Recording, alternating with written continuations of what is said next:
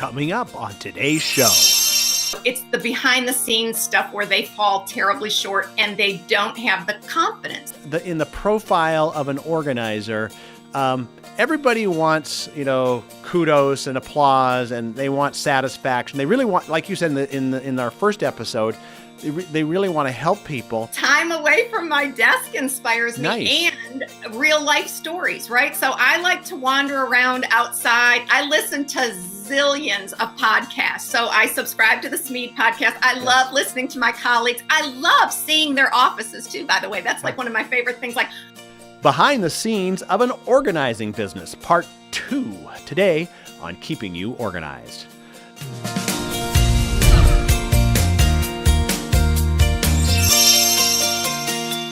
Well, hello and welcome to Keeping You Organized. Last time, if you joined us, and if you didn't, you need to run right now to smead.com/podcast and get the last episode. We started this incredible behind-the-scenes look at what does it take to start an organizing business. And we got through a bunch of stuff with Geraldine Thomas from Metropolitan Organizing. And Geraldine, welcome back to Keeping You Organized. Thanks, John. Nice to be back, always. Yes, and we wanted to be organized enough to not let that last show go on way too long. Lots of great information in there, just so people know. We talked about like some of the how to set up a business and naming it and some things, really practical business type things. We got into a little bit about how to get customers and some of the forms and systems and things, which are very organized things. So you got to be organized to have, I think, any business, but especially an organizing business. Yeah. So let's talk about today, Geraldine, about some of those curveballs that get thrown at you. And let's start with, I don't know if I would call it self-doubt, but I'm sure you've been in business long enough and you coach a lot of organizers too. What happens when people get down or they think, my business is not doing well? And there's a mental game, isn't there, when you're running a business of any kind? Well, it's funny, it comes in stages. So the beginning, the new organizer typically suffers what I call a crisis of incompetence. So I teach for NAPO, been teaching since 2006, so I've heard all kinds of stories. I always tell the students in those NAPO classes that I wish that they could all come to my home and I could teach them from my house, like in person, because what I would do is I would scatter them all over my own home and say, go reorganize anything in my house. I don't care. Open up the linen closet, the files, whatever you want to do, just organize it. And then we'd gather and I would listen to them tell me what they did and why they did it.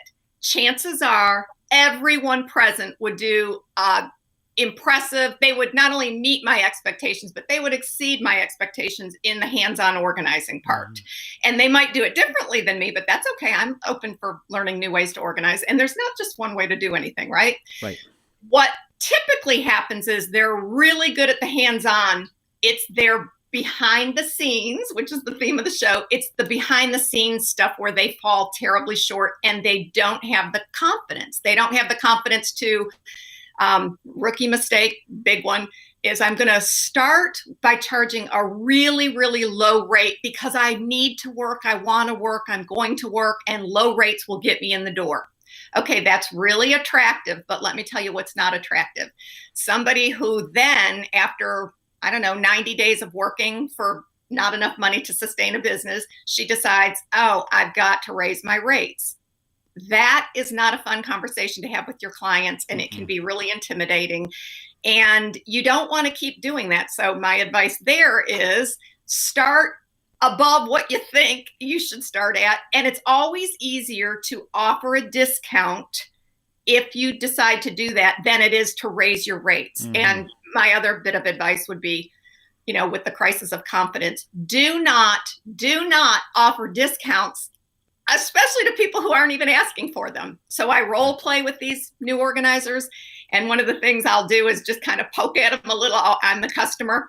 And I will say, oh gosh, that's a little more than I thought it would be. And then the organizer on the other end of the phone usually will say, well, maybe I can do it for, and then she lowers her rate. I'm like, don't do that, right? If I went to my dentist and said, gosh, I need a crown, but wow, that's a lot. you're in pain, you're going to pay that or have your gallbladder out or whatever it is, right? You don't want to take a discount on that. So the crisis of incompetence, the client can hear that. So you need to be more confident. Okay. Then the more experienced organizer, what typically happens is they've been in business 3 years, 6 years, somewhere along that, and their business has been going gangbusters, but now they call and tell me, things are slowing down. There's too much competition. I can't make it anymore. Okay, well, what I typically discover is that they've taken their foot off the gas. And what I mean by that is they've stopped marketing. They've kind of rested on their laurels. And then here come all these new young whippersnappers with great websites and everything is sparkly, shiny, and they look great. You cannot take your foot off that gas. You have got to constantly keep marketing and doing a little bit of sales for your business. Okay, I'm gonna take this psychological piece down another level, because I bet in the profile of an organizer, everybody wants, kudos and applause, and they want satisfaction. They really want, like you said in our first episode, they really want to help people.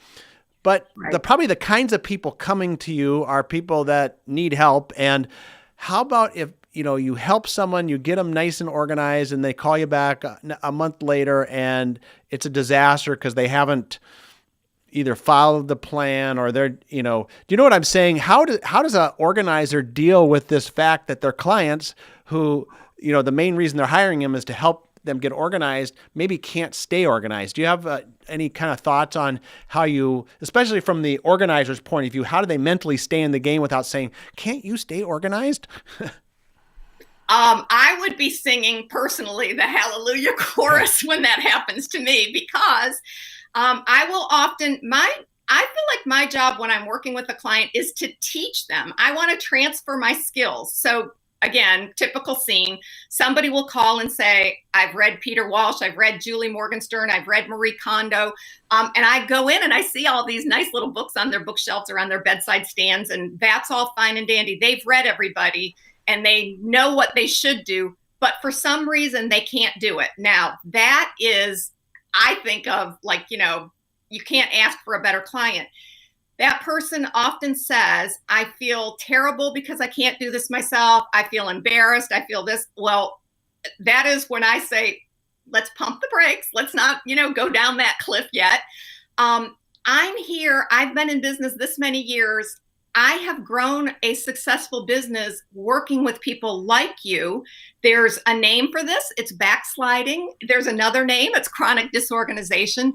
I am going to come up with a system, an affordable system for you, where we can meet monthly, quarterly, 2 times a year, whatever their budget is. And I'm going to bring you up to speed. Or I have assistant organizers that'll go out for a less expensive rate than I will and do what we call a touch-up. So there's all kinds of ways you can structure this. Right. No, so it's all on how you look at it. Now, let me ask you this. So say you're busy with your organizing business. How do you stay personally organized? I mean, let's even, talk about your own desk or your own area. And, we talked about forms and systems in the first podcast. So what are some of those things that you have to do in order to stay organized yourself so that you can run the business? Okay, so a couple little things that I've learned, and this works for me. It may not work with other people. I tend to attend a lot of online classes and a lot of online webinars and a lot of online conferences and all that stuff, just because it's a whole lot less expensive than traveling. And I can stay home and, return my calls in the evening or afternoon. So that's one little tip, is search for as much online and pick the stuff in person that you really want to go to. So my example is I go to the NAPO conference every year because it's really important for me to reconnect, and I like the education and I like all of that good stuff. Okay, so in addition to that, I've also learned when I'm at these conferences, I no longer print the handouts. I don't take crazy volumes of notes.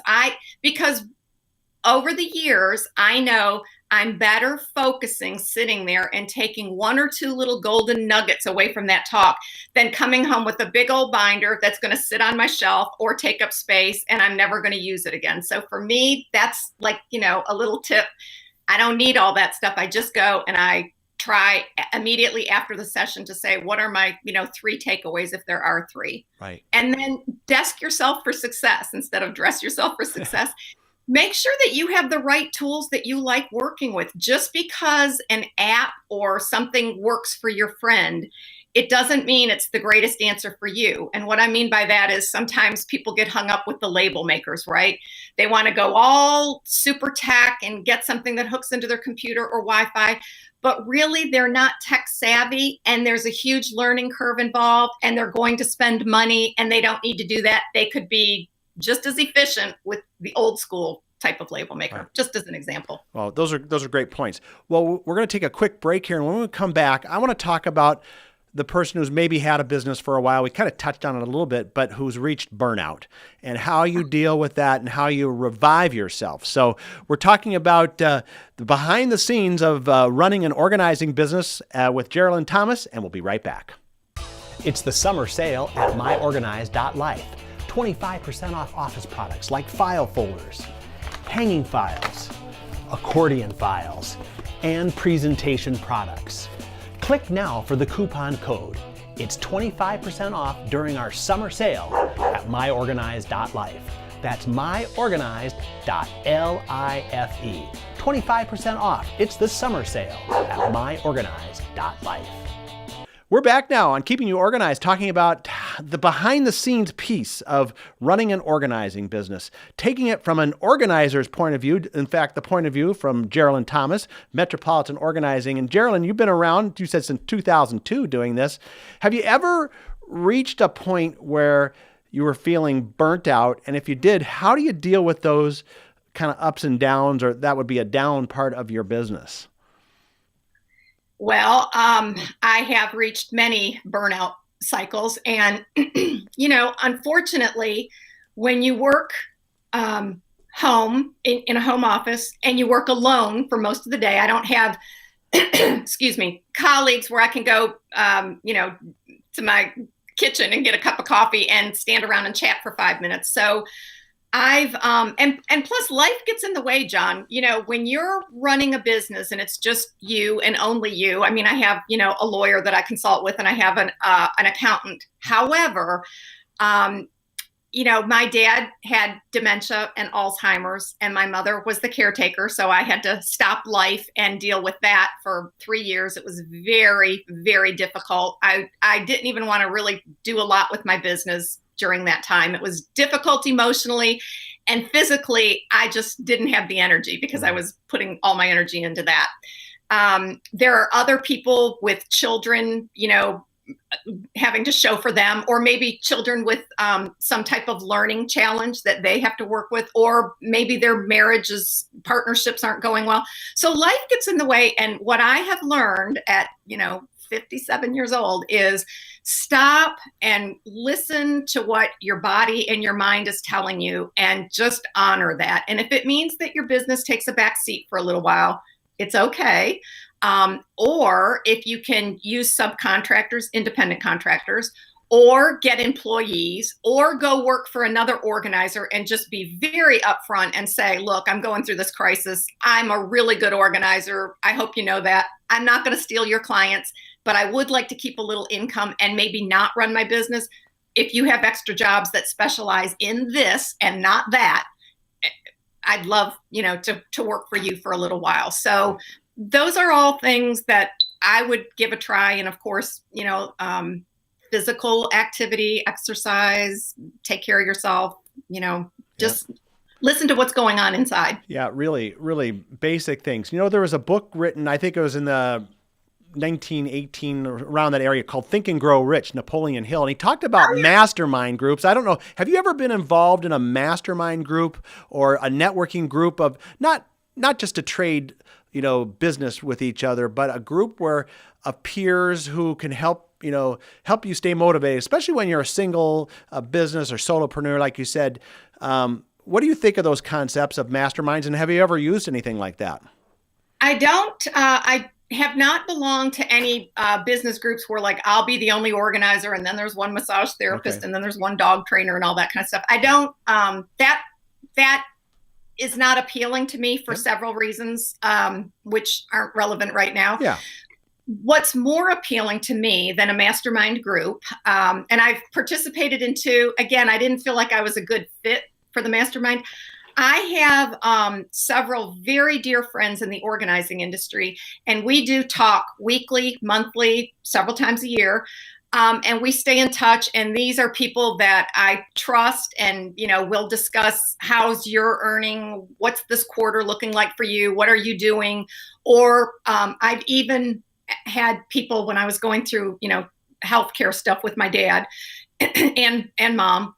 These organizing colleagues actually returned my calls for me and did my sales and marketing. So, Nice. it's just a wonderful thing to have that connection with your colleagues. Right. So the takeaway there is having some support systems in place that aren't necessarily, designed to get business like a networking group, but can help you, and you can have them as a sounding board.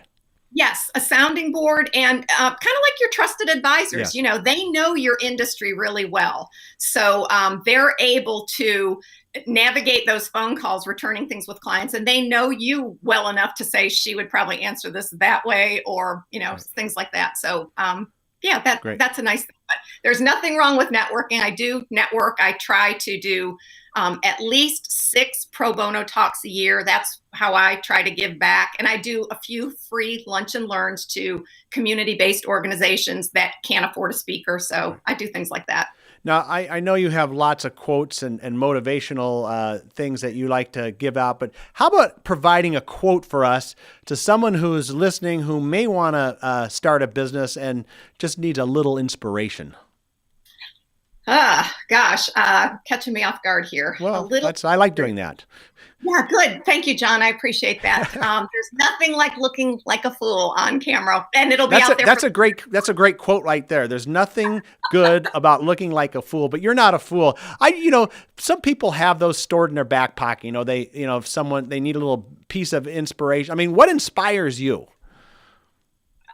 Time away from my desk inspires me. Nice. And real life stories, right? So I like to wander around outside. I listen to zillions of podcasts. So I subscribe to the Smead podcast. I love listening to my colleagues. I love seeing their offices too, by the way. That's like one of my favorite things. Like, I would have never expected her office looks like that, so that's fun. We should do like a little Snoop tour one time, That would John. be great, wouldn't it? Yeah, have people take a little camera and say, okay, here's my, sometimes when we're setting up for these, they pan the camera around. Well, there's my kitchen over there. Your kitchen? Oh, okay. Well, yeah, right. And let's see what's in those drawers, right? That would be really fun. Let's see your cosmetics. Everything. Yeah. Well, great. You also deal with, you teach organize. Now, do you have a program that someone can purchase, or is it just like coaching hours? Tell us a little bit about how you would work with a new organizer if you provide those kinds of services. Okay, so my business is kind of fragmented into 3 forks in the road, if you will. Okay. So one fork is hands-on organizing with people, and that's usually in the Raleigh area. I do travel for some. I have a couple clients that fly me different places, so that's always fun. I do one-on-one coaching with professional organizers, and then I sell products geared to new organizers, and I have one product that's a Spanish-English housekeeping form. So you can, if you don't speak Spanish, or if your housekeeper doesn't speak English, you can kind of check mark what you need done, and it's sort of like my own little cleaning list with people. Nice. But and then I teach for NAPO. So those are classes that I teach several times a year live, and they're available on demand as well. And those 2 classes, one is 2 hours, one is 4 hours, are NAPO 001 and NAPO 104. They're geared for people starting their businesses or thinking of starting an organizing business. Nice. Now, how do people get a hold of you? Because we got to wrap this thing up now and get you back to your business. Okay, yes. They can reach me at metropolitanorganizing.com. And if they want to schedule a coaching call, I have a 1-hour, no obligation. I don't have these big packages. You just pay for each hour at a time. And it's called an Ask Me Anything call. And it's pretty much that. You can ask me anything at all about the organizing industry. So metropolitanorganizing.com. Great. Well, Geraldine, I'm sure that would easily be worth the money you would charge for it, because like working with accountants and lawyers, some people that are new just don't know what they don't know. So, Right. Well, Right. great. Thank you so much for being with us, and we'll have you on again, I'm sure. Okay, thanks, John. Bye, Leanne. Okay. Well, there you have it, folks. I think now you have enough information, just enough to at least think if this is an area you want to get involved in, and maybe give Geraldine a call, ask her anything for an hour, and you'll really know. But we wanted to take you behind the scenes, because we know out there's a lot of people, maybe you're an administrative assistant, maybe you're a homemaker, whatever you are, but you kind of think, what is it really like having an organizing business? So that's why we did this show today, and you'll learn that organizers have to be organized too. So, well, we'll see you next time on Keeping You Organized.